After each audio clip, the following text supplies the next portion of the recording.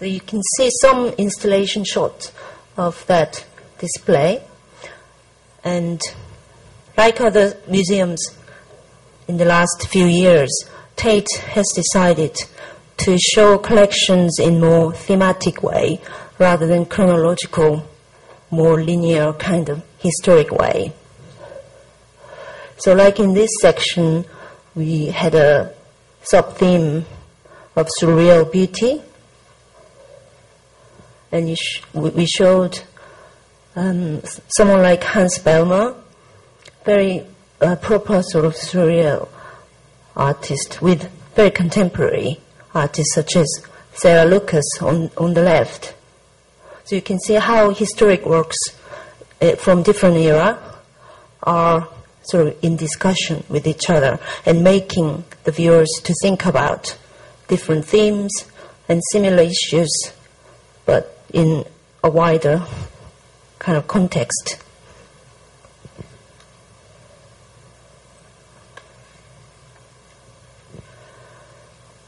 And more abstract sort of floor was painting to object part, and you can see younger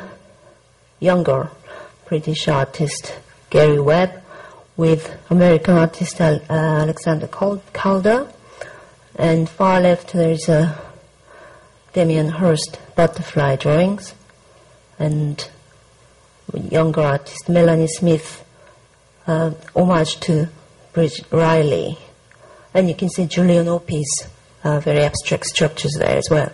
So the way we curators try to show these works always have a bit more complicated and richer interpretation in its possibility. And at the moment, the second DLA Piper series is called This is Sculpture. So it focuses on the sculpture as a medium, but interpreting it in the widest possible sense. So, such as like live performance by Gilbert and George, or even Andy Warhol's paintings could be regarded as one of the sculptural side of ready-made. And we invited some co-curators from different parts of cultural activities. One was artist Michael Craig Martin, and he curated one floor with Tate curators and came up with this very interesting mixture of works. You can see Jeff Koons on the right, and early 20th century Naum Gabor piece there as well. And he made a special wall drawing of his own, making it more sort of sculpture as an image and language.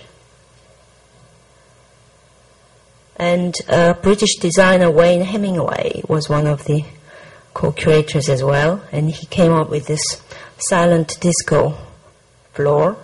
So we had to build a dance floor in the gallery and invited a lighting designer especially, and it's entirely like nightclub and very confusing for some visitors, but we didn't really get too much reactions. They were sort of accepting it and enjoying whatever is possible. And actually you don't hear any music until you actually use the headphones, which are provided by us. And Hemingway and his son remixed some great disco tunes. So you can see these people, they are listening to music, but obviously you can't really hear. So there's quite interesting sort of interactive element in this part of this display.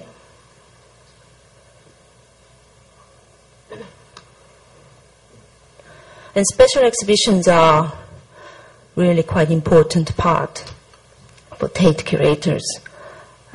We only charge special exhibitions, and there is no entrance fee for displays of collection. So that's quite important for us to see who's actually paying for this kind of exhibitions and what kind of exhibition it should be to be worth of that kind of entrance fee. And one example, we see Jake and Venus Chapman, and it really is all four parts of what we are focusing on: modern, contemporary, British, and international. It's a real mixture of the program. When we first opened, one of the exhibitions we had was Mark Rothko's Segro mural project. It's one of the very important Tate collection work. The artist, when he was still alive, donated the works, the whole project, to the Tate, thinking Tate was the right institution for his works to be kept and displayed. So it was quite important works to be shown to the north of England at the time. And still, many artists who happened to visit Tate Liverpool at the time recalls this exhibition as one of the highlights of their memories. And from the very beginning, Tate Liverpool tried to show many international shows, and one of them was a cabinet of science, contemporary Japanese art of the time. And it was one of the first of its kind in the UK. And still, although it was quite difficult for the general audience to understand different international strategies in contemporary art, still it gave a good opportunity to discuss what's happening internationally. And solo exhibitions are quite important parts as well. We do lots of retrospective exhibitions of established artists and mid-career retrospectives of more developing artists as well. Robert Goebel was already quite well known internationally at the time in 1993, and that was the first UK show of the artist, and still it was the largest up to today.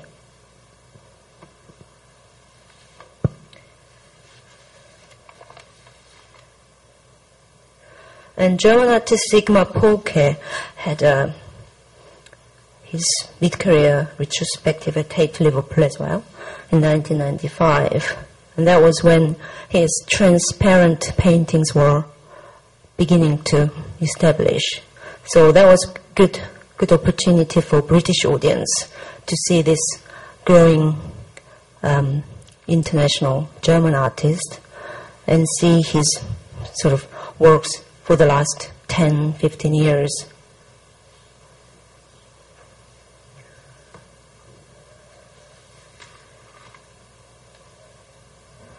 And one of the really important roles Tate Liverpool tries to take is showing mid-career British artists in its full scale. And one example was Rachel Whiteread's solo exhibition in 1997. She already won Turner Prize in 1993 with a project called House. It was actually a demolition of a house and then related recasting of the inside of the whole house and leaving the inside bit of the house when the actual house was demolished. So it really showed how the sort of city development and other parts of regeneration project are affecting people's lives. And that was quite strongly felt with all the juries of the Turner Prize at the time. I'll explain more about the Turner Prize later, but all these artists who are nominated or won Turner Prizes are quite working very actively at the moment. So we feel that the role of the prize is still quite strong.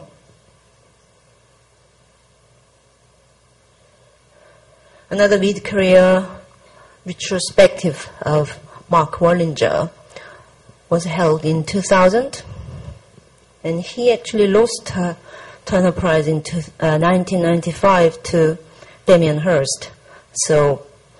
But still, we thought Wallinger was a very important artist in British art, and we showed his then recent works in many media, including painting, video, photography, and some of the more performative type of works.